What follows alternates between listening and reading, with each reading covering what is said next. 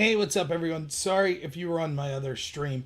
It's so weird. Restream's so crazy. Sometimes it won't work on the live, so I had to restart, but then on YouTube it starts a whole new video.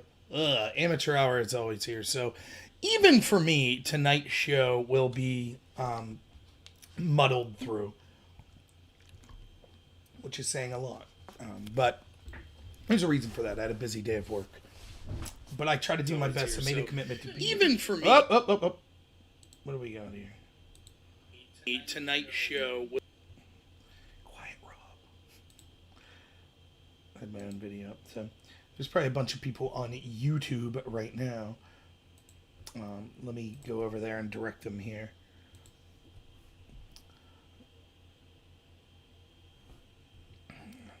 But so anyways, to the show. So yeah, thank you all for being here. Normal America show every Monday, Tuesday, Wednesday, or Sunday, Monday, Tuesday, Wednesday at 10:30 p.m. Really appreciate you all being here. So what I wanted to discuss today is more of kind of the cultural overthrow of our country that we see occurring and how it's occurring in different platforms and things of that nature. So the big news today that I think the new spin on the same old story is what we saw happen between NBC News and Google. So I think it's worth talking about a minute, what exactly happened here. And it's a really troubling thing. What ended up happening was we had a reporter for NBC that worked with a foreign activist group that is supporting Black Lives Matter to contact Google and single out two conservative-leaning sites, Zero Hedge and the Federalist. Now, I like Zero Hedge, but Zero Hedge is definitely more of an opinion-oriented. It's basically like a right-wing CNN or something like that. Like they have different, they curate kind of like Drudge used to, and they have different people contributing different articles. But certainly there's been some things on there that I would say are more hyperbolic coming from a right-leaning angle than just you would expect from a general news outlet. Having said that, I don't mind it. I like Zero Hedge. I heavily recommend it. What's up? Thank you for being here, everyone. Yeah, I really appreciate it. So, yeah, check out Zero Hedge. I get a lot of good information there. As always, with any source, you should verify, try to find other sources, look at their subsources and things like that. But in general, I don't have a problem with Zero Hedge. The Federalist is way more mainstream. It does lean right. That's where Molly Hemingway's at. Sean Davis is the founder. And it's basically like a sort of right-leaning Politico or something like that. But it has straight news, and then it offers opinions. It's no different than you would see New York Times, the Wall Street Journal, the Washington Post, as far as it's kind of that type of journal. They were both claimed at first by an NBC article to have been demonetized by Google. Now, it's important to understand that Google is responsible for 70% of all ad revenue that occurs online. So if you're an online journal or you're a newspaper or something like that, most of your income at this point is coming from clicks online and advertising that you get that way. The Federalist, for example, I don't even know if they have a physical copy print paper. I don't believe they do. So the bulk of their business will be through Google and the ad revenue that they get through there. If you take away ad revenue from journalists, you take away their job and you take away their voice. And you're also then propping up the competition, in this case NBC News, in a position of authority through Google. So that's kind of what went on today. Now, as this story further fleshed out, Google claimed they never fully demonetized Zero Hedge, and the Federalist, instead what they did was they basically offered them an ultimatum. And the reason that Google cited that they were going after Zero Hedge and the Federalist was not the articles themselves that they put up, but because of comments on the articles in the actual websites of Zero Hedge and the Federalist. Now, think of the irony of this for a moment. We have a special protection for places like Google, Twitter, Facebook. And that protection says, I forget the exact name of the exemption, but it's congressionally granted. And what it says is that places like Google, Facebook, Twitter are not responsible for the content that's put on there. So, for example, if I go to Facebook and I say something libelous, you can't sue Facebook because Facebook's not responsible for what I put there. They're just a platform. The irony here is Google is saying, we enjoy these protections, but we don't offer those same protections ourselves to other companies. So they're saying we as Google, who owns YouTube, by the way, we shouldn't be held responsible for the claims that that other people make on our platform. But Zero Hedge and the Federalist should be held responsible for comments people make in the comment section. This is insanity. What this is an admission by Google that people should not be allowed to make money if there are unsavory things being said on a platform. Google should immediately lose their protection. They should be treated as a publisher, which is what they are. Now, I've covered before here about how a professor named Robert Epstein testified in front of Congress that Google itself would be able to steer as many as 16 million votes to the Democrats in 2020. 16 million. Remember, the last election, we were within, 2 million of the popular vote. Imagine 16 million being swung. That's the power that Google has. The most powerful corporation in the history of the world. And 5 months out of an election, they're actively censoring conservative news outlets. They did so with the help of a foreign group.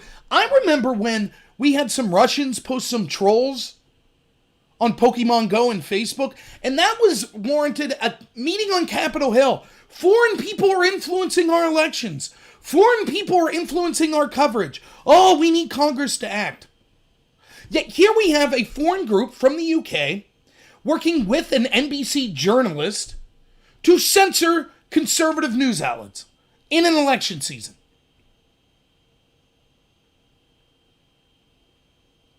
Had NBC posted some memes on Pokemon Go, I'm sure the left would be going insane right now. Oh my God, you can't do that. But just have the biggest corporation that has the most influence on the election censor your opponents. No problem.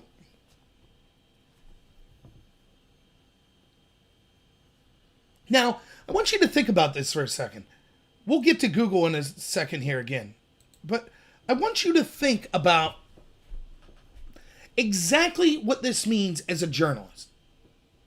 Now, we've known, if you're watching here now, you've probably known that we don't have mainstream journalists anymore. We don't. We have activists. That's what they are. But they like to keep up that facade. They still pretend that they're journalists. One of the biggest tenets of journalism is the idea that you respect other journalists. You respect the free press. We now have left-wing journalists that are the establishment, that are in power, actively seeking to censor journalists that are their competition. Remember when Jim Acosta got kicked out of the White House press pool for being a doofus?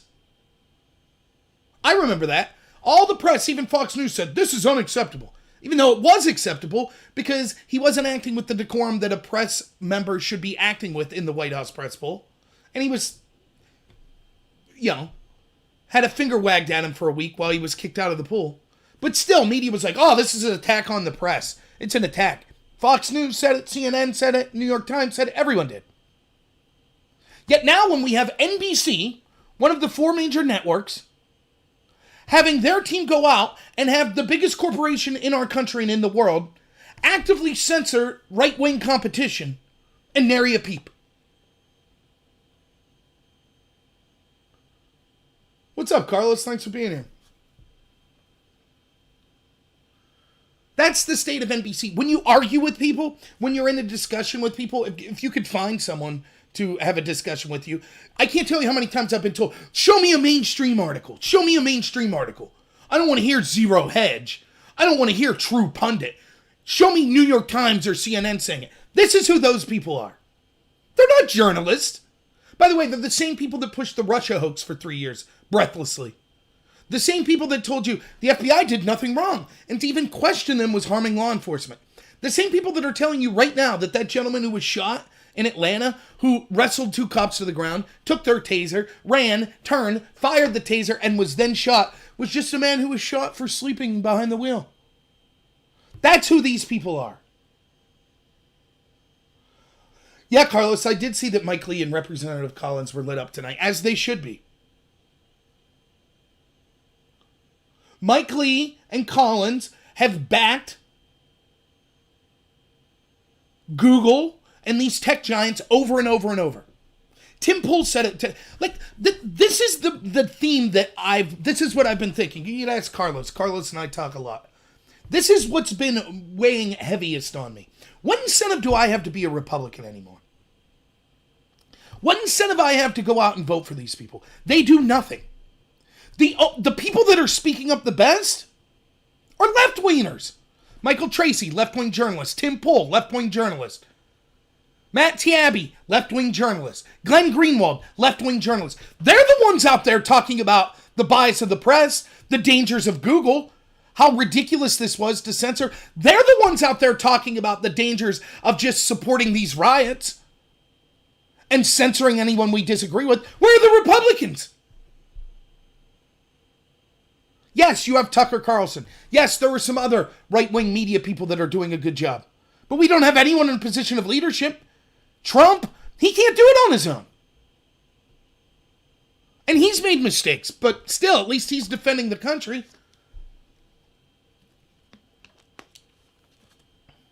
What's the alternative? Yeah, great question.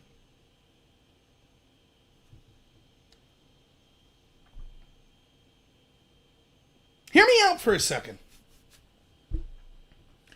We have Republicans that are unwilling to say that this country's not evil.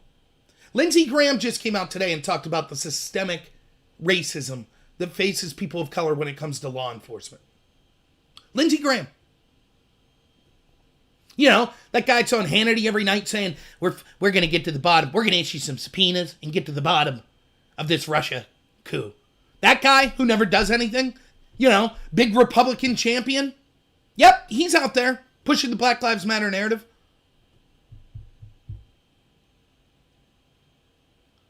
So just hear me out for a second. I used to say this to Democrats. Now I'm saying it to Republicans, but the more I've thought about it today, I'm saying it to both parties. Reasonable people on the right and the left, we need to cheer for one of these parties to get crushed beyond recognition. I don't know if it matters which one. You have the Democrats, the party that actively wants to destroy the United States and its institutions.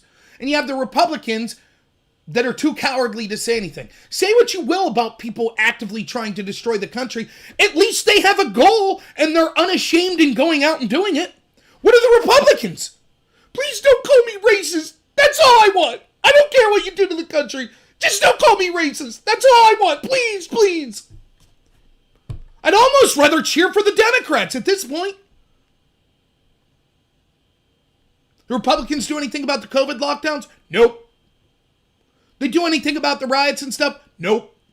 They speak it up now that the country's being torn apart and all of the institutions are so dominated by the Black Lives Matter narrative that to even speak up against it in public is tantamount to career suicide. Hear the Republicans saying anything? Nope. Hear the Republicans doing anything, even when they control both chambers of Congress, about Google and the censorship that we see from the tech companies? Nope. They do anything about the coup that was going against Trump from the FBI and these other intel agents? Nope.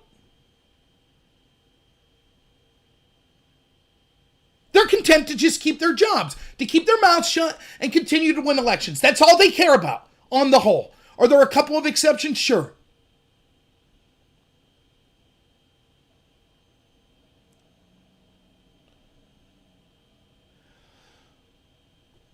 It is clear to me that the Republican Party is a failure. The Democrat Party as well.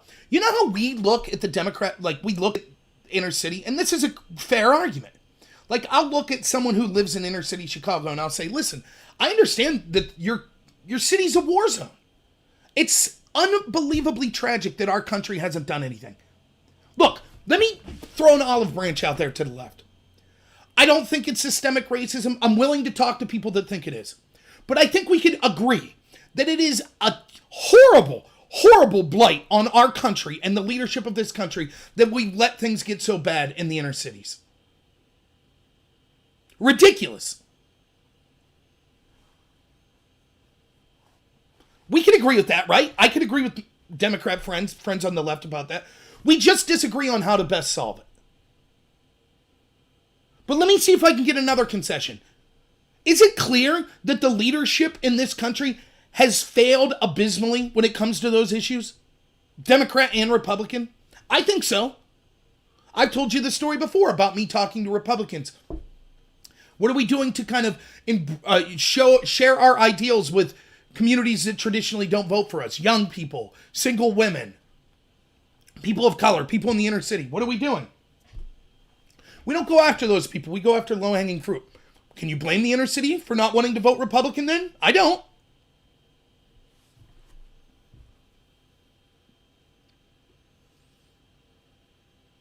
It's clear to me. There is, again, say what you will about Trump. At least he's defending the country. At least. And from all accounts, I heard Aubrey's mother, one of the black guys that was killed, not by a police officer, but by the two white guys. She seemed to be, from the small clip I saw, she said that Trump was very respectful when he talked to her today, and was respectful to all of the people that were there who were black and had family members that were victims of sorts of violence, whether it be through the police or through else. He was very respectful to them. So that's good if he was. And he's been trying to defend the country. Is he doing things perfectly? No, but I wouldn't either. I have more complaints with how Trump dealt with COVID than I do how he's dealing with this situation. But he's made mistakes. That's okay. I'm not asking for anyone to be perfect. But where's his allies in the Republican Party? Where are they? Nowhere to be found. They can't even muster the strength to say things like, this country's not systemically racist. Or it's a myth that cops are running around shooting unarmed black people because they're racist. In large numbers. That's just not true.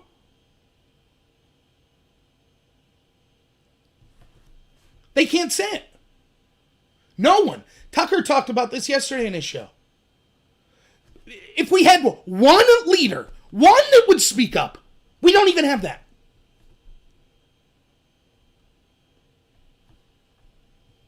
So maybe I stay home in November. Maybe the best thing, it's gotten so out of control in 3 weeks, it's gotten so out of control. The institutions I've been telling you for 3 years on my channel, since day one that I started, people are probably sick and tired of hearing me say this. The institutions are dominated by the establishment left.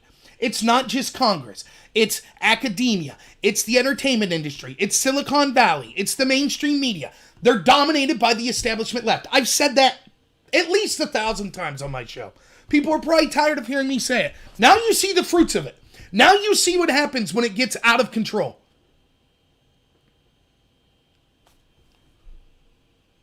People getting fired for things their wife said. You can't criticize Black Lives Matter. Every single corporation you can think of has put out a statement, most of which are right on their product you're trying to use. Like if you try to use Amazon or Netflix, all supporting Black Lives Matter unquestionably. A group that at least significant members of them are cheering for the abolition of police, are cheering for an embracement of Marxist principles, are cheering for the destruction of history, are cheering for racial reparations.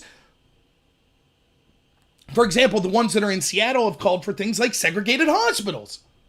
Now, I remember a time when a group that publicly called for segregation would have been called racist.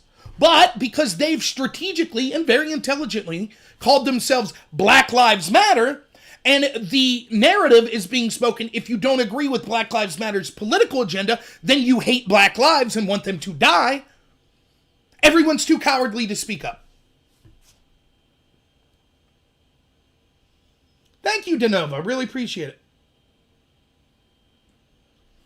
I could use any financial donations. My wife's ready to strangle me for spending $1,200 for a new computer, so I'll be able to live stream without lag and have more guests and debates and things like that. Just throw that out real quick. So thank you very much. DeNova. That's how you pronounce it.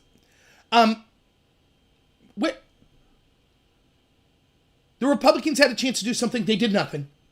So maybe I stay home. Maybe I stop pushing to vote Republican. Maybe, it's so bad, maybe this is what the country needs. And I don't say this lightly because, without a doubt, if the left gets what they want, if the Black Lives Matter people get what they want, you will see death and destruction in this country that we haven't seen for decades.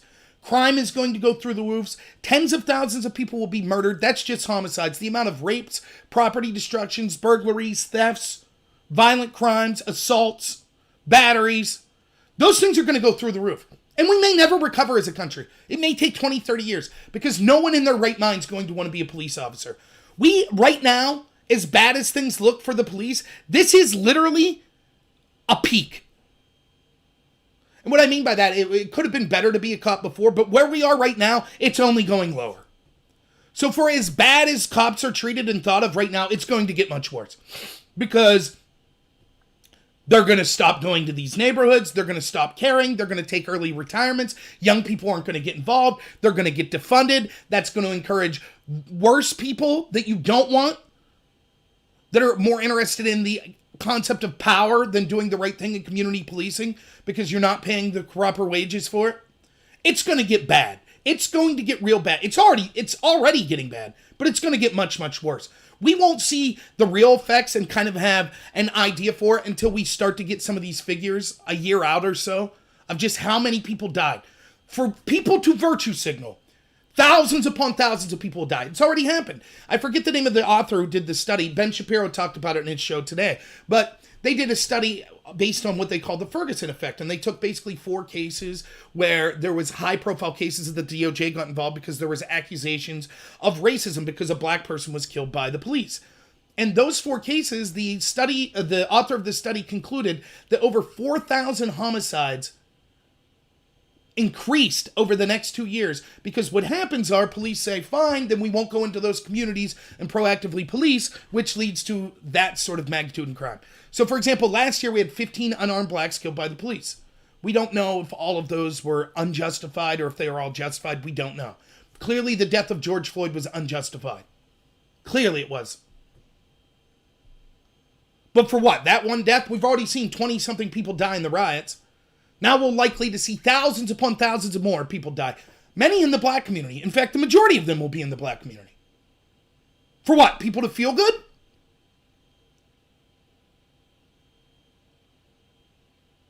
That's what we're going to see. And it is a defeatist attitude of me to say this, but maybe that's what we need. I can't do it alone. I'm talking to 18 people right now. Carlos, who's on the chat here, at least was. We have a radio show together with our friend Todd. We can't do it alone. We have a limited reach. I try. I talk to people on the left. I talk to people on the right. You might hate me. You might think I have too much bluster. You might think my arguments are totally wrong. I care about these communities. I care about this country. I care about the inner city. I care about black people. I care about white people. I care about them all. And I could back it up because before any of this was a national story, I was talking about this stuff.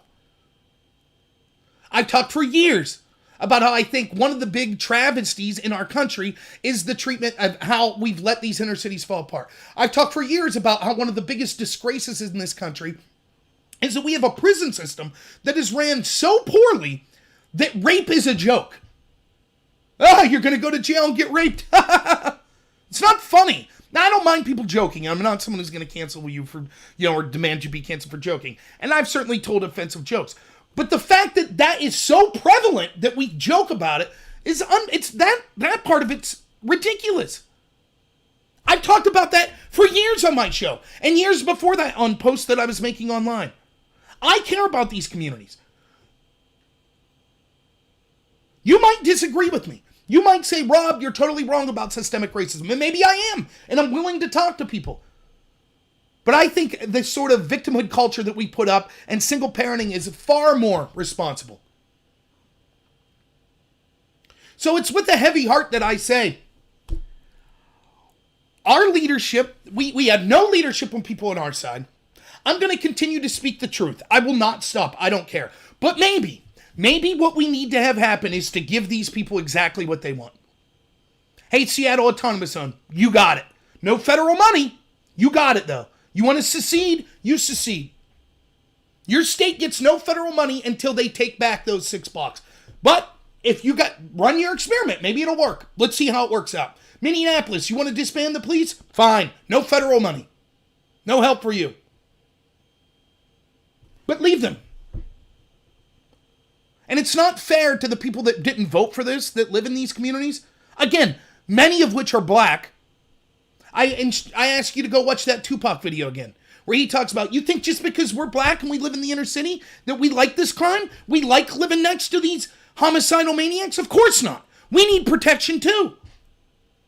People like that, people that think like that, they're going to be the people on the front lines that face the brunt of this.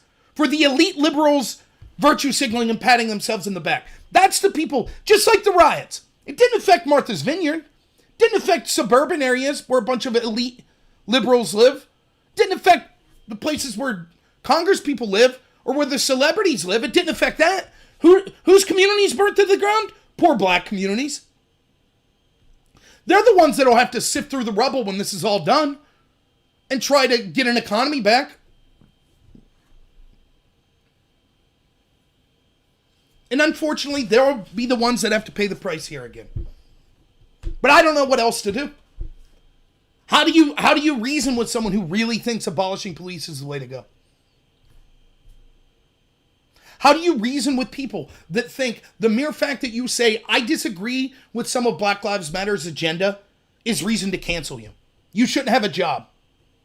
I saw one blue checkmark liberal on Twitter say, we can't have conservatives in human service positions. They can't be doctors or EMTs or police officers or firefighters. All they're good for is menial tasks.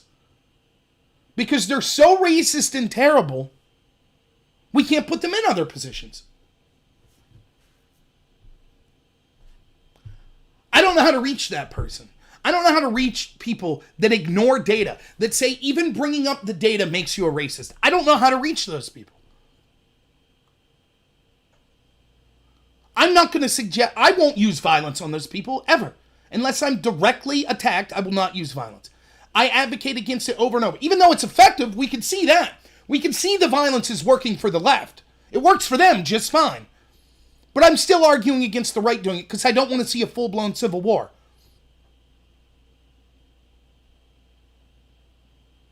But maybe that's what needs to happen. Maybe the country needs to go to crap. Maybe the Republicans need to get crushed so we could actually get some Republicans or whatever, a third party if necessary, that actually care about this country and are willing to fight for it and aren't just concerned with keeping their cushy jobs. Remember that scene from Blazing Saddles? Mel Brooks is the governor. We got to keep our phony baloney jobs. Harump, harump. I didn't get a harump out of you. Yeah. Great movie. Couldn't make it today. It'd be considered racist, but... Right, that's why it works for the left, because they have the establishment support. And make no mistake about it, as we'll get to here in a little later, once people on the right start fighting back, the establishment will bring their authoritarian boot mightily down on everyone on the right. You're expected to get punched in the face, to get smashed, to have your heritage destroyed, everything, and do so without speaking up. And if you raise a hand back in self-defense, you will be crushed by the very police that you were supporting. That's what's going to happen. Don't believe me? Ask that police officer in Atlanta that's going to be charged with murder. Ask the guy in Albuquerque who shot Antifa as they were beating him and hit him with a skateboard in the head, beat him while he was down, as they're yelling, we're going to kill you, as a man charges him with a knife and he's shot. Now he's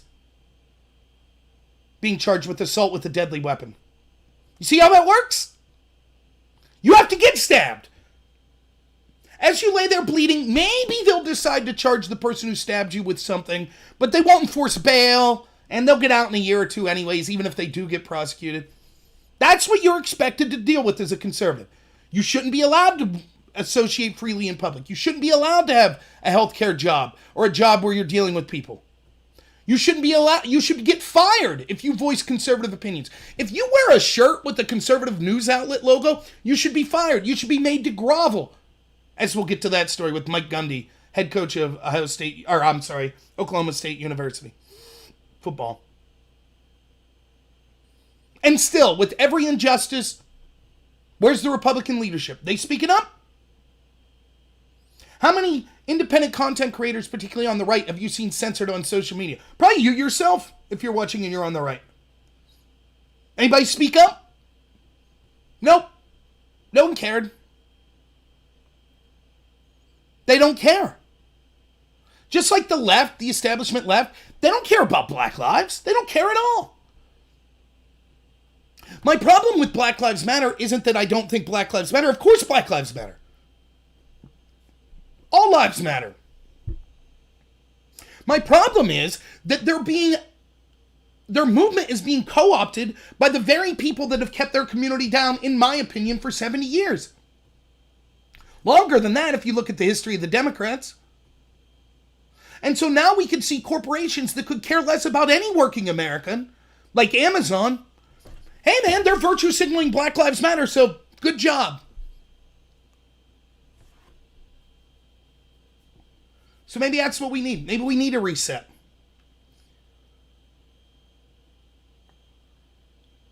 Maybe we just say, fine, you have it, you got it. No more police, good. We're going to arm ourselves, we're going to stay in our communities. I'm doing my best to tell every local police officer I know, retire. Encourage everyone you know not to get in the force. I talk with truck drivers, I'm trying to convince them, stop. You're just racist pieces of garbage. You all have privilege, right?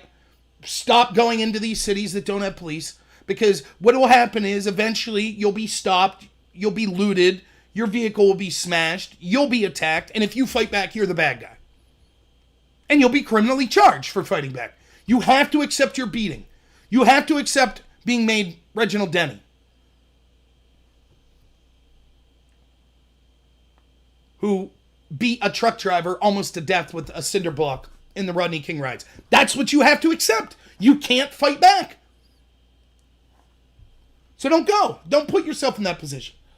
Just don't go to those communities. They're better than us. The cities are these utopias. They're fantastic, great places.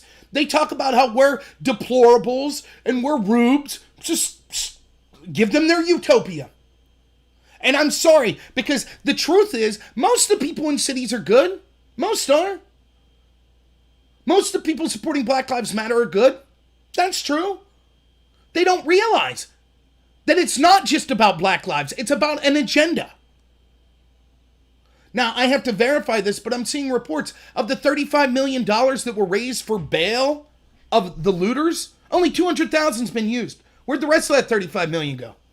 Now, maybe I'm wrong, and maybe since I read that story earlier today, but that's out there.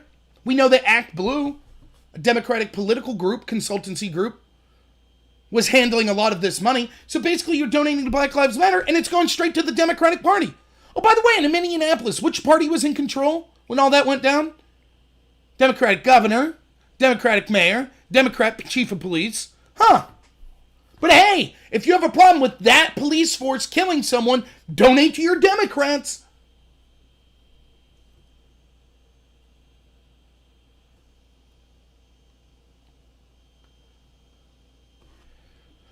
Soy milk for chop, yeah.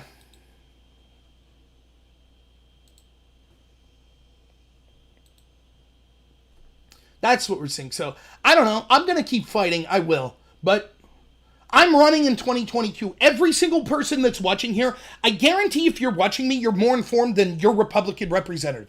95% sure of that. Run against them. Stop relying on these people. They don't care about you. If you're a Democrat and listening to me, stop relying on the Democratic Party. They don't care about you. Neither of these parties care about the country. At all. They don't care. And if they do, they're too cowardly to speak up.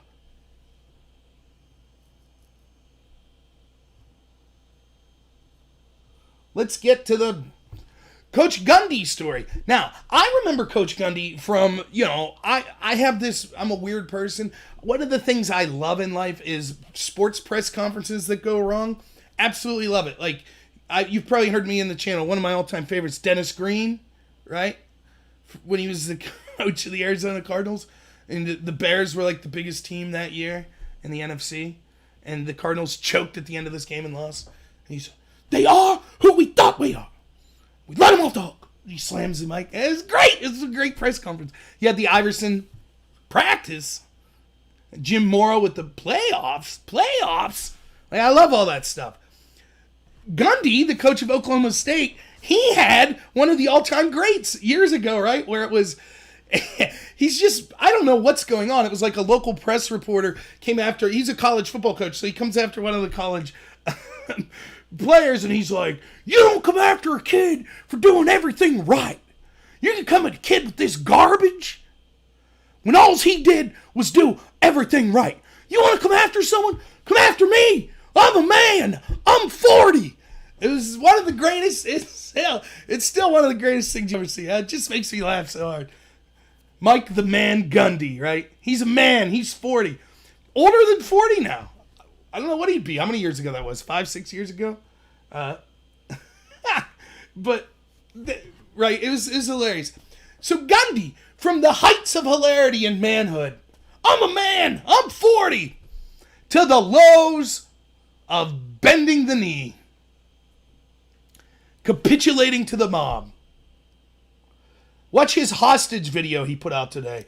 I'm so sorry, I didn't understand what this news agency meant to Black Lives Matter. I didn't know, and now that I've talked their hateful rhetoric about Black Lives Matter, I know now how it offended people.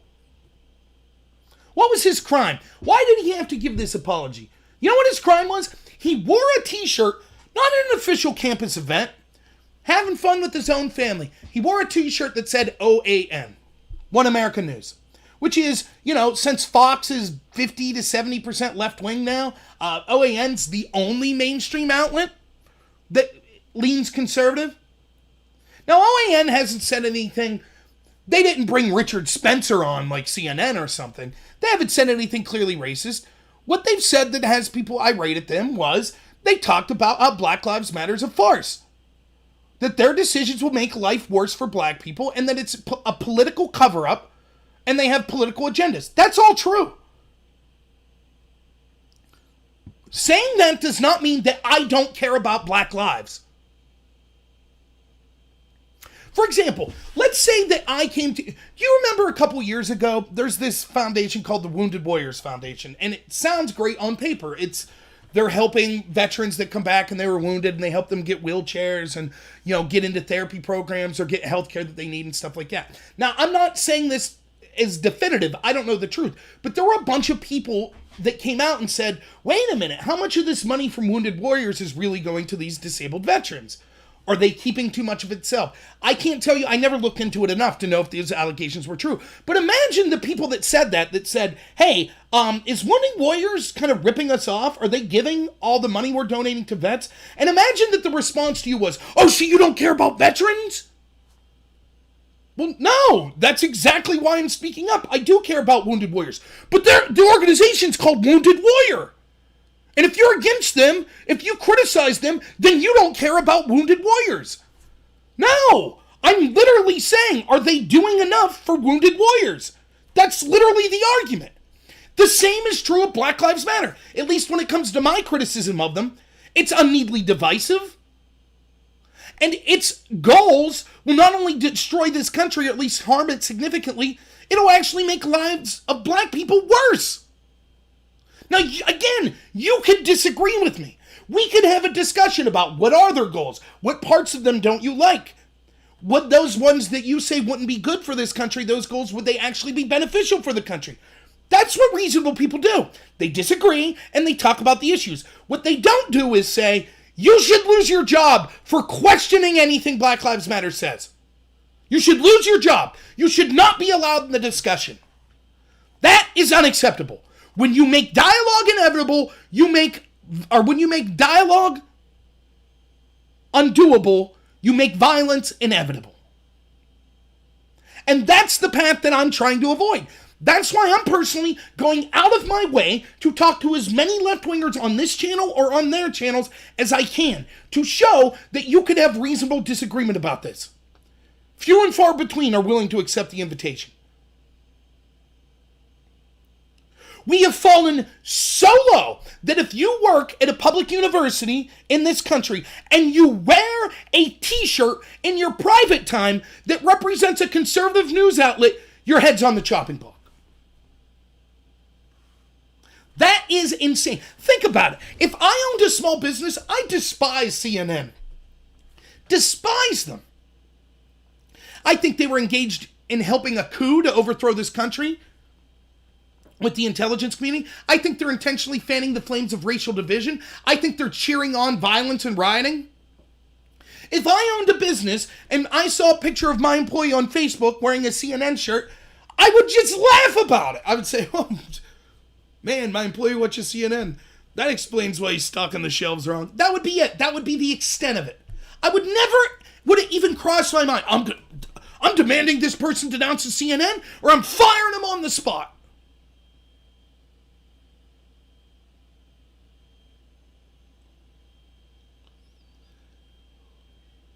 Yeah, I agree on Periscope, Josh. The way through this is to talk through the issues. We can't even get to the point where you can, not only can you not talk about it, you can't even acknowledge that you've watched a network that might disagree with someone.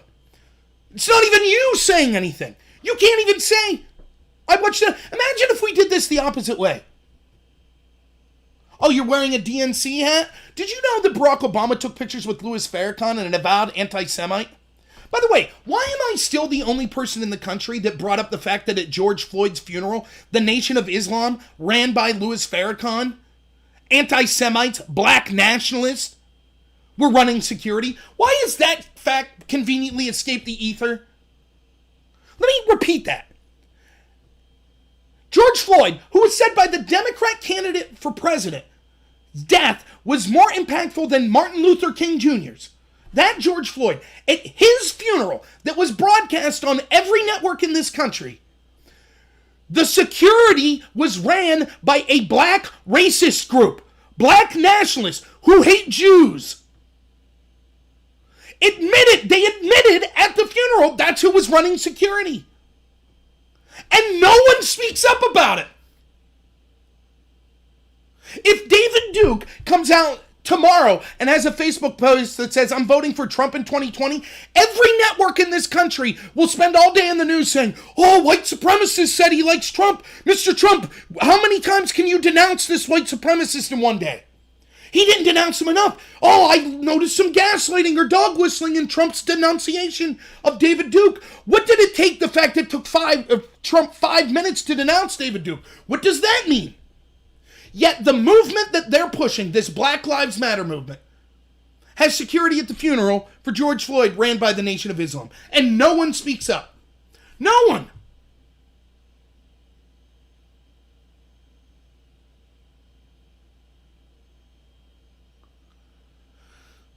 It's unbelievable.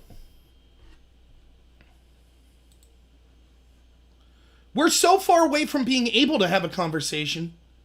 You can't even admit that you've looked at data that might go the other way. Again, the only people that have the courage to do this are Tucker Carlson, a couple other right-wingers, people like me that have almost no audience, though I do have the best audience. It's not about quantity, it's about quality, and I have the best audience. And left-wingers. Intellectual dark web like Eric and Brett Weinstein. Dave Rubin, Joe Rogan, Tim Pool, Sam Harris, Matt Taibbi, Glenn Greenwald. All left-wing. Michael Tracy, I don't know if I said him. Most of which won't be voting for Trump. Yet still they recognize the problem. More than the right-wingers could manage. And I don't mean the average right-winger. Because the average person doesn't want to speak up. You have a lot to lose. I have a lot to lose. I could lose my job over this. Have I said anything remotely racist? No. But I could still lose my job. Because Black Lives Matter is a cult. Not everyone in it's horrible. Many people, and probably even most of the people in Black Lives Matter, really care about black lives. And they're being misled. But the people running it, the people that are making political proclamations, are very good at what they're doing. They're trying to take down the institutions of this country and have total control. They already have 95% control. They want more. They want to end things like capitalism. They want things like segregation. They want things like reparation. They want racial-based policies. They want the abolition of the police. And it's terrible. And the media is running cover for them because they know if the average person knew exactly what Black Lives Matter was about, again, not the person that's like, hey, I'm really concerned. For example, I live in a town that's 95% white people. We had a rally for Black Lives Matter. The people there, though, most of them were just saying we need to end police violence and systemic racism with black people. Again, I disagree with this idea of systemic racism, but I don't begrudge people that believe that and that are saying they want to help that community. That's perfectly fine. I think the focus on the racial aspect of it causes division. But still, that's fine. There were peaceful protesters, no rioting in my town or anything like that. I'm not going to sit here and tell you, oh, the heck with those people that went with the rally. To the contrary. By all means, go speak up. That's great. I'm not saying they're bad people. I'm saying the people running, just like the average Republican voter, not a bad person. The leadership of the Republican Party, terrible. Why, if I could say that about a Republican, or I could say it about the Democrats, why can't I say it about Black Lives Matter? I respect the people that are on the street, that if they're just literally concerned about black lives, no disagreement with me here. I think that the focus on the racial aspect of it causes unneeded division. But yes, I too think that Black Lives Matter. Of course. However, the people that are using it as a political tool are wrong, and they're going to make lives worse for everyone in this country, including black lives. That's why I'm against it. Yet for saying that, because Black Lives Matter controls these institutions so much, I could lose my job, livelihood, friends, relationships, etc.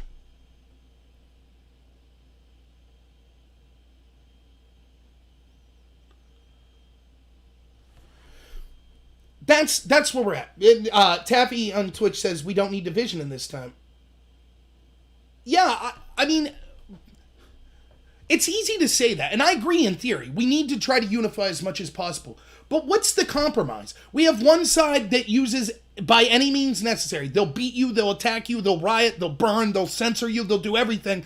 And then the other side, we're supposed to just be like, hey, we're trying to have a dialogue with you. Meanwhile, they're censoring us, they're beating us, they're having riots, they're using violence.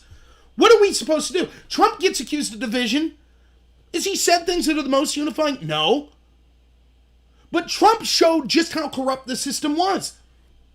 Again, people like me were shouting warnings.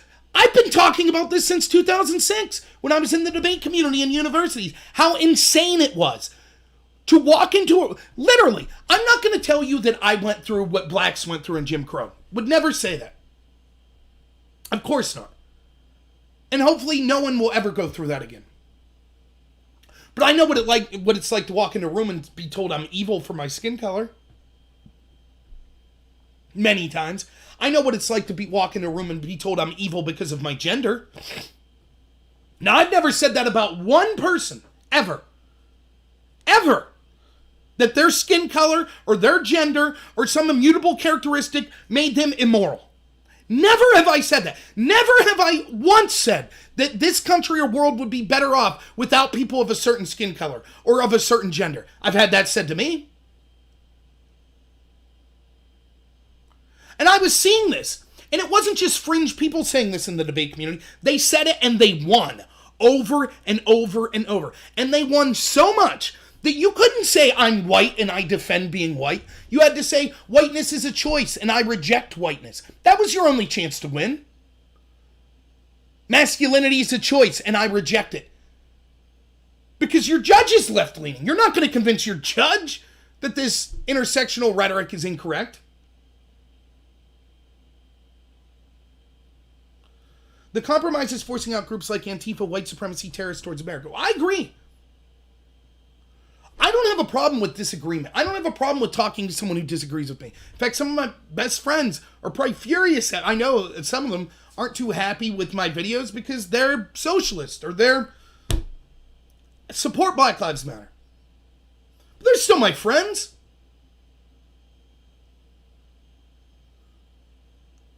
We need to try to be able to have these discussions. We need to. And it's never been more divided. What we've done is we've censored... Black Lives Matter, it's so powerful that we have self-censored any criticism of them. Any. And I've been talking about how this was coming down the pipe for 12 years. Because what you see in academia, 10 years from the mainstream. And I saw this in 2006. Here we are.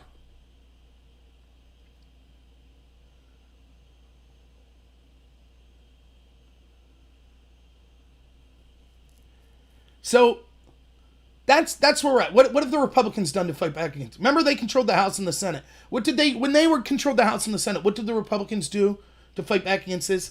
Well, they investigated Devin Nunes for correctly calling out the coup against Trump. They allowed the coup against Trump to keep going.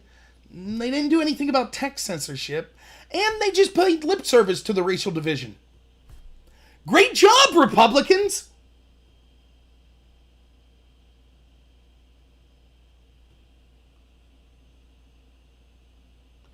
That's what we've seen. And so we see Coach Gundy. A struggle session again. How many will we see? Great men. I'm a man. I'm 40. Torn down. Groveling for his job. Let me tell you something, too. If you're out there and you're celebrating this, you're celebrating Drew Brees and Gundy, and whoever else will eventually slip up and say something and have to grovel to the mob. Let me tell you something. Just because Gundy's groveling to you right now, it doesn't mean he believes you. He's just going to keep that repressed. That's all. He'll say what he needs to keep his cushy $1 million job. He'll bow to the mob. But you ain't changing hearts and minds.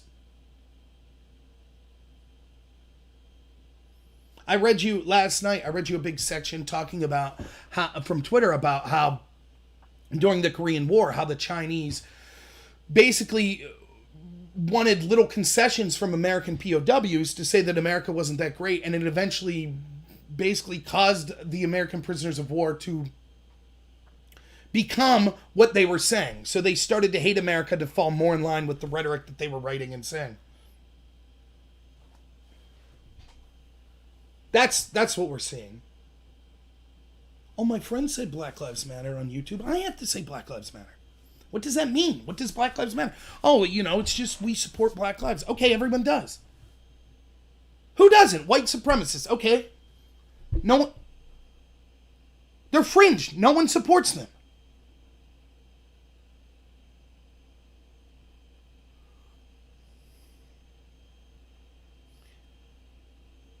So, I'm not going to show this next section that I'm going to talk about because I'll probably just get booted off YouTube for doing it. And I'm assuming you could find this on your own. They were tearing down a statue in Albuquerque, and it was... I don't even know what to call it. Was it Antifa? It looked like Antifa. I don't know. People say, you don't have proof that it's Antifa. Okay. It was in a group that really wanted to tear down the statue, I'm assuming left-wingers, and a group that was defending the statue, I'm assuming predominantly right-wingers. Now, inevitably, there will be deaths that come from this stuff, because the lesson that's learned is, you're already seeing it in the UK as well. When you allow one group to riot with impunity, this is what I said. Let me go back to something that a lot of people had a big problem with me saying it. Not right-wingers, but mainly left-wingers, my left-wing friends. When I said that I would support Donald Trump sending in Marines to stop these riots. And people said, oh, Mr. Civil Libertarian Rob, now all of a sudden you're cheering for authoritarianism. And I said, listen, here's why. Number one, the best situation would have been these Democratic mayors to actually use the police force that they had to stop the riots. They chose not to. The next step would have been to allow the National Guard to come in and end these rioters. These same Democrat mayors chose not to, like de Blasio, or the mayor there in Fry in Minneapolis. Now that leaves us with three possibilities that are all terrible. Number one, let the rioters riot whenever they want, beat people who they want, beat shop owners, do whatever they want, basically set up like the Seattle Free Zone. Just say, we're sorry you win, you could have this area. And anytime they want another area, we say, it'd be unethical for the police to stop you. Please do whatever you want. And the raping and the pillaging and the rioting, it will go on, not continuously every day, but whenever they feel like it. That's not a good option. And if you're on the left and you think that's a good option, just reverse roles. What if the Tea Party came through and started burning down your city? And said, we run this now. And the police said, well, we don't want to stop them. How would you feel about that? Wouldn't seem so happy, would it? So that option one sucks. Option two is for Trump to send the military. Again, this is a direct result of Democrats intentionally letting their cities burn. They refuse to let the police do their job. They refuse to let the National Guard do their job. So, We either have A, leave the rioters go unimpeded, not a good option. B, Trump sends in the military and forces something, also not a good option. But better than option A. And then there's option C, which is the option that we've basically chosen. It's a combination of A and C that we've chosen. And C is vigilante justice.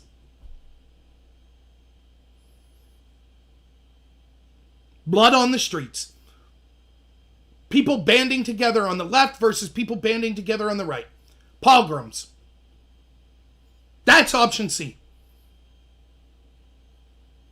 That is what I've spent my entire YouTube channel. YouTube was the first channel I had, but DLive, Twitch, Periscope, Twitter. My entire channel has been trying to stop violence from escalating like that. I don't want that to occur. But my friends on the left, apparently they either want option A or C. Because they don't want B. That's immoral to want the military in the street. I guess if I'm looking at it in the best possible light, they thought, well, if you just let the rioters do what they want, eventually they'll burn themselves out. Okay. I'm not willing to accept that. And you wouldn't be willing to accept it if it was right-wingers coming into your neighborhood. You would not accept it. I know you wouldn't. And so I'm a bad person. I didn't want the military sent in. I wanted the mayors to do the right thing and allow their police forces to encourage peaceful protest, but to stop the violence. That's what I wanted. They didn't do that. And then all these people, the mainstream narrative became criticize Trump for him suggesting law and order, as opposed to the Democrats for allowing the rioting to occur. It's insanity. And then I was, am I an extremist? Am I advocating the military in the street? No, I'm not the one who wants the military in the street. That's the Democrats. That's what they want. The Democrats right now are begging Trump to send the military in to CHOP, or whatever they're calling themselves now, the autonomous zone in Seattle. They're begging Trump to do it. They've called Trump Hitler for so long that they're begging Trump to do something Hitler-esque. They're begging him to do something actually fascist. That's what they want more than anything. They don't care about the people in Seattle in the free zone. They don't care at all. It would be their dream if Trump sent in the military and started busting skulls. They wouldn't care that those people were getting their skulls busted. They would say, oh, did you see that video? Trump's the worst. Let's march on Washington. Vote Trump out. Impeach Trump now. That's what they want. Just like they so desperately wanted Trump to be a Russian agent. They don't care that it would be horrible for the country. They wished about it every night. That's what they're doing. And then they have the nerve to look at me and say, oh, you want the military sent in? No. But there's no good option at this point. And as far as I'm willing to listen to suggestions, and I said if they send the military in, because I'm a person of principle, I will be watching with an eagle eye to say this is over the line if it goes over the line, or if it lasts too long or anything like that. I'll be right there protesting against that with you. But what are we supposed to do? They don't want you to defend yourself. They're against the Second Amendment. They say the police are racist and should be disbanded. They don't want the National Guard to step in. Listen to this councilwoman in Minneapolis. But what if someone breaks into my house? Well, that's your white privilege that you're worried about that. That's what they want. You defenseless. They have all the authority, all the power, and you are defenseless. That's what they want. I said if this didn't get a handle, we're going to start to see vigilante justice. And what did we see in Albuquerque yesterday? I don't know the status of the person that was shot. So I'm not going to show the video because it shows someone getting shot. But let me recreate it for you, right? And here's what's crazy. Scott Adams talks about this a lot. Who I recommend watching Scott Adams, his Periscope he does every day. Also, you can find his videos on YouTube. He did the Dilbert cartoons. I don't agree with everything he says, but I think he thinks very different than most people. And he's always saying things that make me think because he's talking of things in a different way. Scott Adams talks about how when you watch a movie, every scene that you're watching is important to the movie. So everything you're seeing in almost every movie, if you see someone in the background hand someone money, that probably has something to do with the movie, right? But real life's not like that. When we see footage, we have no idea what is the story that this footage is trying to tell. We have no idea the characters. What were they doing before? What were they doing after? Is everyone in the scene a crucial character to the story that's trying to be told? Etc. And so most of the time, we're just getting a snapshot of what, like, if I picked up my camera right now and filmed the wall for 3 minutes, that's what you're getting most of the time. That's irrelevant to anything we're discussing here. It's not like a movie, but we process things like a movie. So we think we have the whole picture, and everything we saw was important to the story. But that's not always the case. And so what we can see in this situation in Albuquerque is, you've seen snippets, right? And each side's pushing their snippet to justify the position. So here in totality is what I've seen, and this is in totality of what I've seen, not in totality of what actually happened, because who the heck knows what happened from the beginning of there's not footage that's a continuous stream. There's a man in a blue shirt.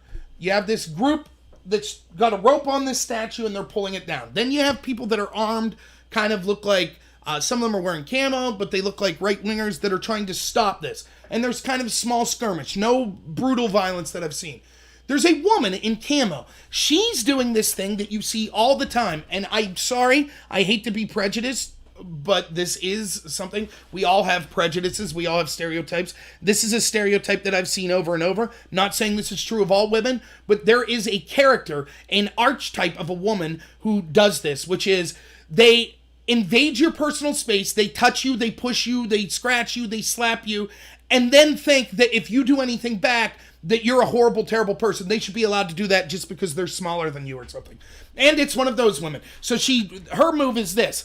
If there's someone behind me, let's say, like the back of my chair, her move is this. She puts her arms out and then backs into you.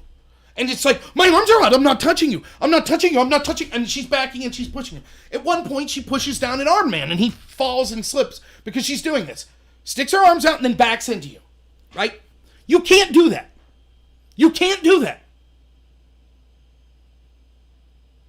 And by the way, a lot of times it's feminist, which it's ironic to me because they want to end gender discrimination, yet they feel with impunity they could invade people's space and touch them unwanted because, I don't know, because they're a woman, they think they can get... If my arms are out and I'm pushing my back into you, I'm not doing anything wrong. I saw this with Caitlin Bennett when she was at the university. I did a video on this about 4 or 5 months ago, where these mob of people surround her. She's literally surrounded, can't get out. And these girls keep getting in her face, pushing her with their chest and their arms, saying, "Get out of my space! Stop touching me!" as they shove her. That's what they're yelling. Their idea of their rights are, I'm allowed to shove you, and if you resist my shoving, you're invading my personal space. That's their idea. You can't deal with people rationally that do this. Anyways, this girl starts doing it to blue shirt guy. Pushing. He tries to walk around her. She gets in front of him. She won't leave him out. So, he grabs her by the back of the shirt and yanks her to the ground. Now, is that a good move by him? No. But she started it. I wouldn't escalate like that, and I'm not saying that he shouldn't be criticized for that. But that's what happened. So he yanks her to the ground. The mob gets furious. They start hitting him. He runs away. The mob chases him. They start beating him. He runs away again. The mob goes in for a third round. Now this time they're hitting him over the head with the skateboard. He hits the ground. If you watch the video in slow motion, you can see another man that's attacking him. They're screaming, "We're going to kill you." The man that's attacking him is holding a knife, coming at him with the knife. The guy in the blue shirt is on the ground getting beaten, reaches in, grabs his gun, shoots the guy with the knife. Everyone backs up. They start screaming, "Get his license plate," presumably to call the police, ironically. They don't believe in police, but now they wanted the police once an armed citizen defended himself. The video kind of ends then as people are medically checking and screaming and running away from the guy with the gun. Now, the guy with the gun didn't shoot once the assailant was on the ground. He shot an assailant that was threatening to kill him, who was wielding a knife, and he was being mobbed by another man hitting him in the head with a skateboard.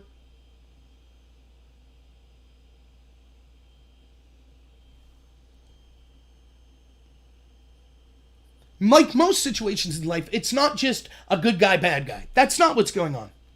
The girl in the camo started it. She was shoving people. Then someone escalated it by yanking her to the ground. Then that person had it escalated on him by being beaten by a mob. Then he tried to leave that situation, was followed, threatened, hit with weapons, charged with a knife, and he then responds back by shooting.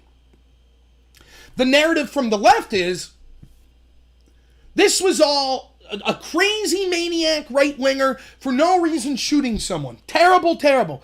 And to the extent that the mob was after him, it was justified because he yanked a girl to the ground. The narrative from the right was, this was just a man using self-defense. He did nothing wrong. He's a hero. The truth is, it's somewhere in between. Now, I lean more towards the right. Because even though he escalated the situation, he didn't start it, the woman did. He escalated it, which was wrong. Then it went, but that escalation was to the point where he wasn't punching someone while they were down. He yanked them. They fell to the ground. That could have been the end of it. But then they upped it and they started beating him. Even then could have been the end of it. But then they started beating him with weapons. Then they started threatening to kill him. Then they beat him while he was on the ground with weapons. Then they charged him with a knife. That escalation warrants self-defense. It does. Did he do everything properly leading up to that? No. But he did not escalate to almost killing someone or threatening to kill people while using physical violence with a weapon. He did not do that. That's what they did to him. And we've seen the videos showing what they'll do. Remember that shop owner in Dallas that died? Remember David Corn that died?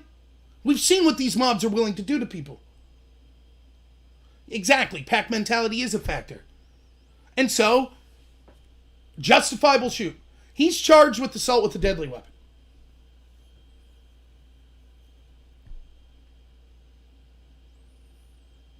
Now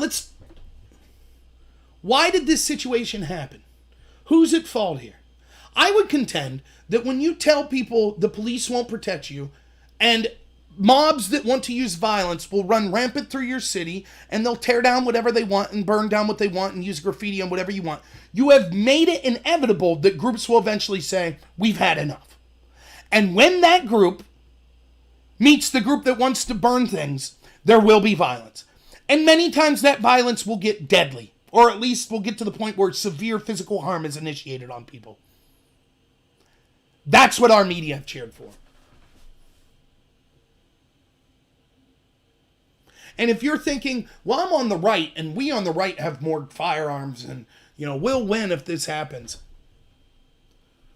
The very police that you are sticking up for will come down on you, just like this guy. Now he's facing charges. What was he supposed to do? Get stabbed to death?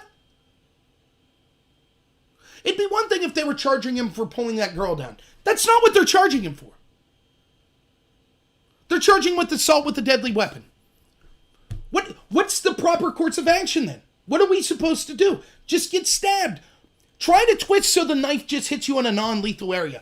Even then, if you twist too much, your shoulder might bump the man trying to stab you to death. Then you're also guilty of assault.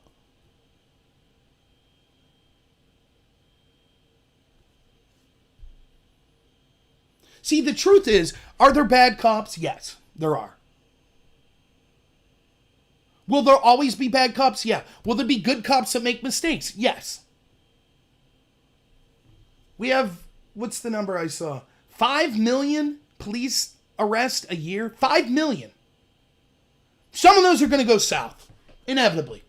We have 800,000 law enforcement officers, over 300 million people in this country, and everyone's holding a cell phone that can record stuff. You're going to see footage of bad police interactions, period.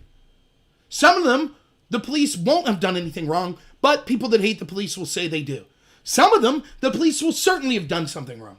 And you'll have people that always defend the police, even in those instances, which is wrong as well. But it's inevitable. It's going to happen.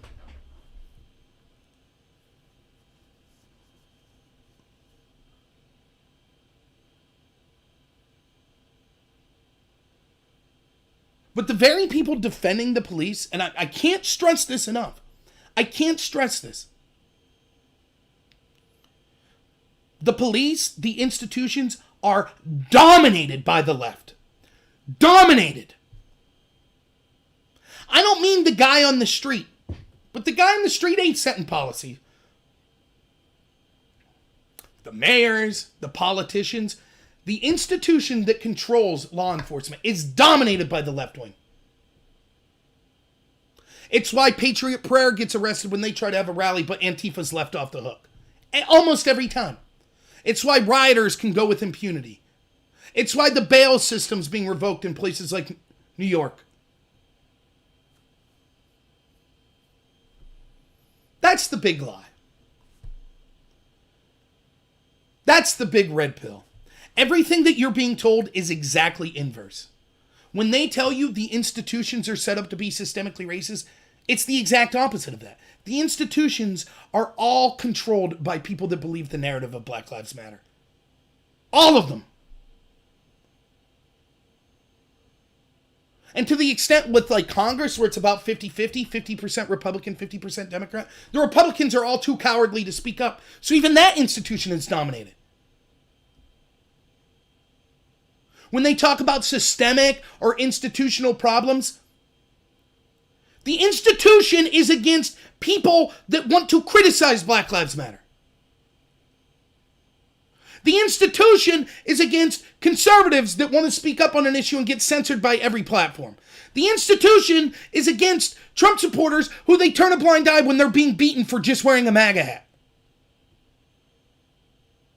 The entire country stopped when a privileged black actor claimed in the middle of Chicago that he attempted to be lynched by white guys. It was a racial hoax designed to cause racial division.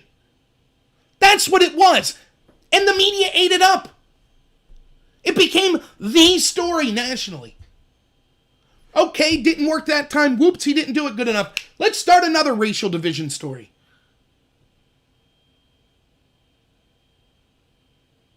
Carlos says, no more plainclothes police. What's the symbolic importance of getting rid of the plainclothes division?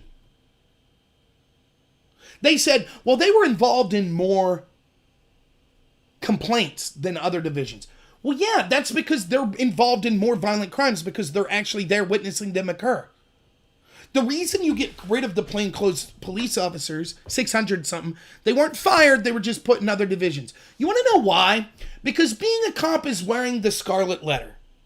When you put that uniform on, you are now no longer human. You are a racist cog in a machine.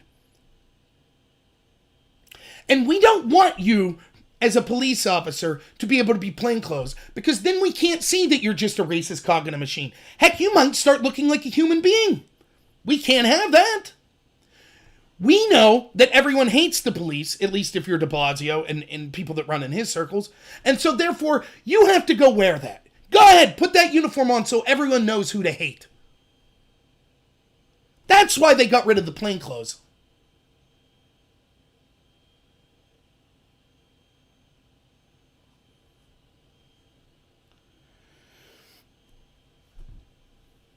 That's where we're at. So the situation you saw in Albuquerque, get used to it. You're going to see a lot more. And you'll see overwhelmingly when someone who's against the mob is involved in violence, regardless if they're the initiator, if they've responded justly or unjustly, overwhelmingly that's the side you'll see the police come down on. Same's true in the UK right now. Go ahead, go look at videos in the UK for the last week. They're rioting over a cop in Minneapolis. Think about that. But they're rioting. They're trying to tear down statues of Winston Churchill. Police do nothing. Man goes up, tries to scrub the graffiti off. Police arrest him. Boris Johnson, after a week, their prime minister, finally speaks up. And he does say the violence is bad. But he makes sure to point out the worst violence is the right-wing violence. That's conservative leadership in the UK. And they can't wait to say, oh, our side's definitely the worst. The other noble violence doers, they're good noble violence doers. They demonized Tommy Robinson. This is exactly what he was talking about. He warned us all. Tommy talked about, he saw in his community people celebrating the 7/7 bombings and 9/11. He saw the grooming and stuff that was going on, the raping of young girls. He saw these Pakistani Muslim gangs beating up him and his friends and committing all of these heinous actions. They would go out for pro-UK parades, kind of like 4th of July type stuff or Memorial Days, and they'd be spat on. The soldiers would be spat on and heckled. And they'd cheer on terrorists. And when they went to the police and reported these crimes, nothing happened. But when they mobilized and wanted to march against this, then the police cracked down on them. When they went into these grooming houses where their daughters were being gang raped, the police arrested them. And this isn't just Tommy saying this. This is the actual investigations for the police when they looked, why did we allow this gang rapes to occur for 30 years? They admit, yes, we oftentimes treated the underage girls who were gang raped like criminals. And so finally you've had enough. The police won't do anything, so you take matters into your own hands. And then the police arrest you. All the while you're told, as your daughter's being raped, you have the privilege. You're privileged. The system is systemically against the people raping your daughter. Now, is that what's happening here right now? No. But we're getting to that point. What if someone... Go back. Look, the Minneapolis councilwoman who's who voted to get rid of the police. She's asked by a liberal journalist, I use the term lightly, what do I do if someone breaks into my house? That's white privilege. Worrying about someone breaking into your house. That's insanity. It's so racist and disrespectful even to black people. You don't think black people are worried about folks breaking into their house? That's only white people that care about their family?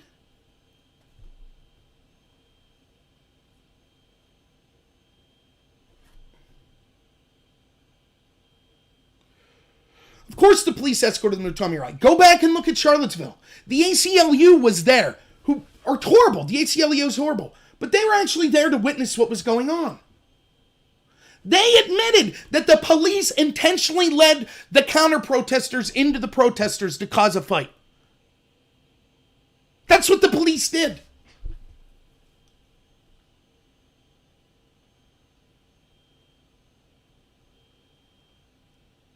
That's the situation they're putting. That's how much power they have. They have so much institutional power that you have to accept violence enacted upon you or your property. And as soon as from people that think the police shouldn't exist, and as soon as you speak up or fight back, they demand the police arrest you. And the police will arrest you. Don't believe me? Why don't you go to New York and see the police arresting Jews for the crime of wanting to go to playgrounds? You see, that's not good because it could spread COVID. Now, 100,000 mass protests, no problem. But wanting to go to a playground, that's killing grandma.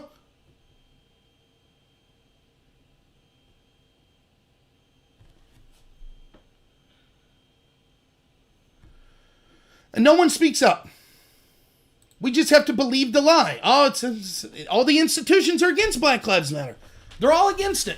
They're the victim. How powerful do you have to be to not only have all of this power, but have convinced everyone that you have no power?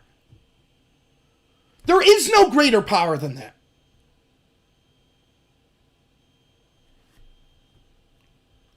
You have 95% control of the institutions. And you complain about that 5% and say, it's not fair that we don't control that 5%. And everyone says, you're absolutely right. You're absolutely right. Please, we won't stand in your way. God forbid we speak up about it. Please, anything we can do. Of course, they won't do anything. Your friend that's posting Black Lives Matter on Facebook, I have white privilege, and it's just a shame. They're not going to give up their wealth. Of course not.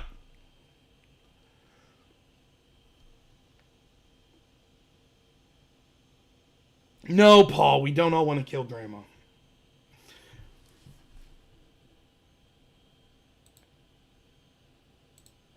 But that's what I see today. So, 10 minutes left. We'll go till midnight. Any specific points that anyone wanted to talk about? You know, the two big stories that I was covering, well, three kind of. The lack of Republican leadership, the censorship that we saw at NBC working with Google to censor conservative news outlets. That happened today. You all understand that we're going to lose huge. You understand that, right? That Trump's going to get destroyed. You get that, right? And I know what you're thinking. Oh, but the big silent majority. Well, guess what? The silent majority is going to continue to be silent. Because they're going to cheat. They'll just straight up steal ballots. And to the extent they probably won't have to. Because they're just going to censor anyone who has an opinion otherwise. And yes, there are a lot of people out there, there are millions that will be able to see through that. But there are many on the fence that you need to vote Republican that won't, because they won't get to see the proof. All they'll hear for the next 5 months is how racist and terrible every Republican and Donald Trump is, and how we need, that there is no rioting, and to the extent that there's rioting, it's only Trump supporters. That's what they're going to hear. And the Republicans will sit by and allow it to happen. They're not going to say word one about it. Trump might.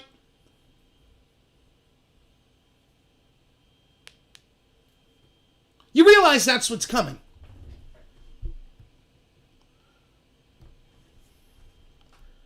I'm trying my best. I'm trying to have a consistent schedule. I'm doing the radio show with Carlos and Todd, who are great.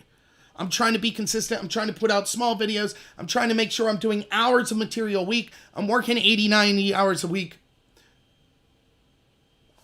20 people I'm reaching tonight. 20. Now, I'm not complaining. Do I think it would be better if I reach more people? Absolutely. I think I have a good message. But the reason I bring it up is, you might say, Rob speaking up, that's good. 20 people's what I'm reaching. Where's your leaders? Where are the Republicans speaking up? Where are they? Where's anyone in a position of power speaking up? Tucker? That's it?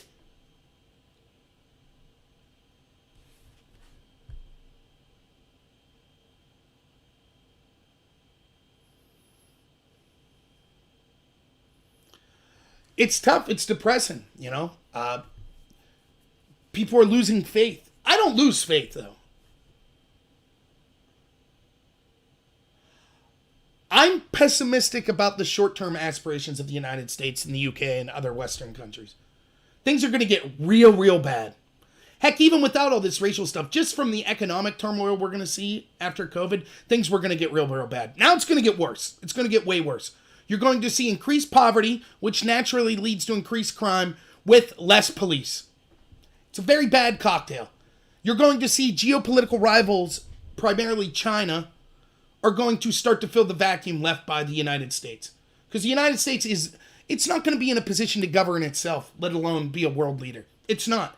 China's going to fill that vacuum. I don't know how long it'll last, but that's definitely going to happen in the short term. This could be it. This could be it. All great countries fall eventually. This could be it. We could become socialists. We could become communists. We could lose our police force. We could turn into these countries that they want us to turn into, like Mao's China. That could happen. And I'll take no satisfaction in knowing the very people that push for it to happen will be some of the first ones lined against the wall and shot and killed.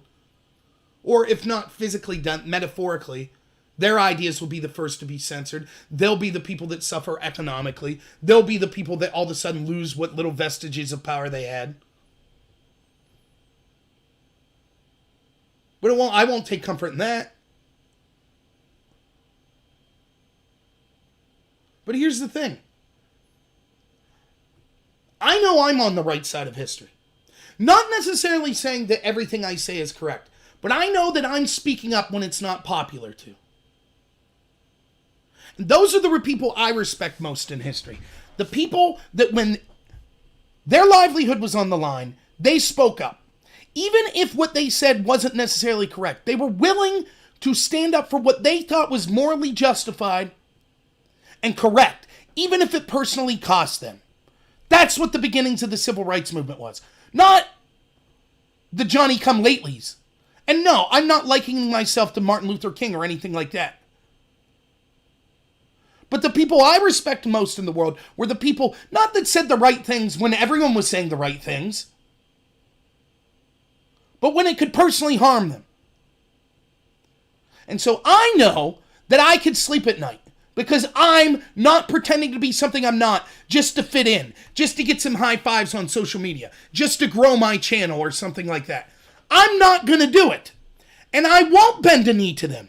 Ever. It won't happen. And I might live poor like I am now the rest of my life. Heck, I might get way poorer because of it. And I might get shunned from polite society. I don't care. I don't care at all. I have loved ones close to me that I know I could count on because they know who I am. That's good enough for me. Those are the people I care most about.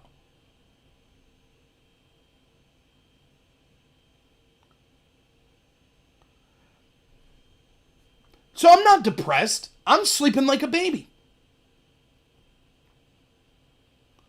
I'm vindicated that what I've been talking about for years was totally correct. I'm sad for my country. But I'm not going to quit. I never will. I might someday lose my YouTube channel. But I'll still be speaking up. I'm going to run for Congress in 2022. I'm going to do everything I can. Does that mean I'll win? I don't know. I should. I'm better than the Republicans we have. But we'll see. So I'm not depressed. But I know a lot of people are. I know a lot of people are quitting. Commentators, they're tired of the crap. They're tired of putting so much blood and sweat into stuff only to be constantly censored, constantly shadow banned, constantly demonetized. Have friends and family and people in positions of power constantly call you the most heinous things. Get doxxed, get physical threats, have your family threatened. It gets old. People are just quitting. There's no one out there willing to take the slings and arrows. There's no leader. So I understand that. I do.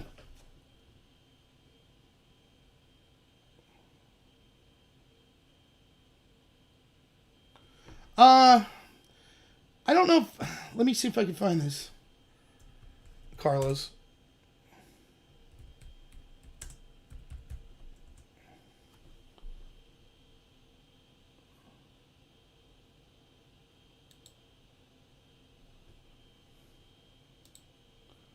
Here we go. For crying out loud. These stupid...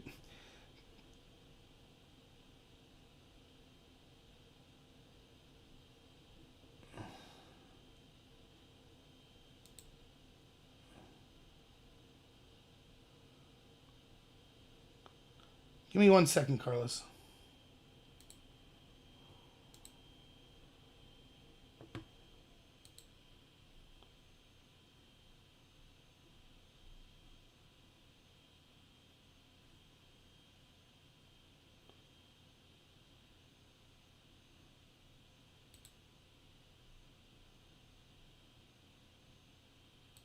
Junior's assassination. Gets, brutally murdered for the whole world to see. Even Dr. King's assassination did not have the worldwide impact that George Floyd's death did. Joining us to react, the niece of Dr. Martin Luther King Jr. See that?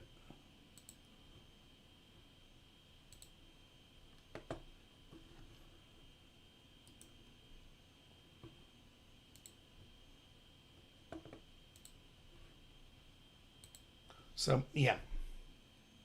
There you go. Joe Biden.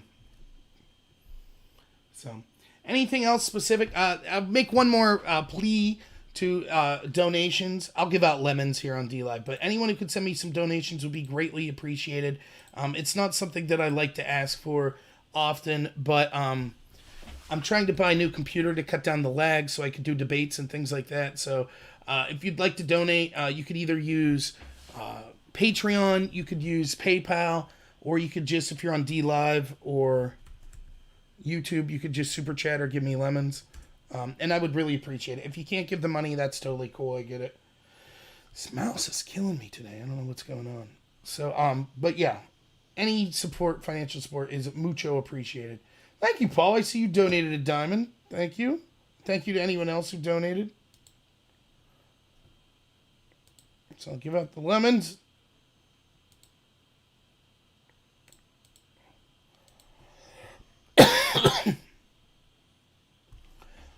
I think I have done a video with Tony Patriot Warsaw, and I would love to do more with him. I think we did the Patriot panel one time, if I'm not mistaken. R-rated conservative I've never worked with, to my knowledge. But I've worked with a lot of people through American Joe. Sadly, American Joe just ended his channel. But I've worked with Mike from the Patriot Hour, Tony Patriot. I like Pete the Patriot a lot. I haven't had a chance to work with him. But yeah, and if you have anybody that you would like to connect me with, I would love to do more videos with people. So talk to you soon, Carlos. But yeah, be more than happy. Oh, no one claimed any. You guys are crazy. Thank you. Why is this mouse so bad today? I wonder if it's running out of batteries. It's just really bad today. But, okay. So, yeah, that'll be it for me today. I will be doing one more live stream tomorrow evening at 10:30 as well. If you want to support me and you don't want to give money, could I ask you to try, if everybody got one person that would come watch me tomorrow, that would double the amount of people I have watching. So I would appreciate it, but I know how it is. It's tough. I watch a lot of videos too, and I'm not doing as much as I could to support. Even if you're not supporting me, consider supporting anybody who right now is giving a voice to fighting back against our country being overthrown the way it is. Consider supporting someone, even if you're on the left. Support an independent content creator because, we need to stop allowing the mainstream media to have the monopoly on this stuff. So, all right, everyone. Thanks so much. I'm going to hit the sack. Got a big day of work tomorrow, so thank you so much for sticking with me. I'm humbled each and every one of you would listen to me. I really am. Thank you so much for being willing to hear what I have to say and providing input. I appreciate all the support that all of you give me, and I'm committed to keep fighting to have a dialogue with people that disagree, to show that we need to come together to stop these establishment parties that don't care at all about this country. So, all right. Thank you so much, everyone. We'll talk to you tomorrow. And as always, have a good one.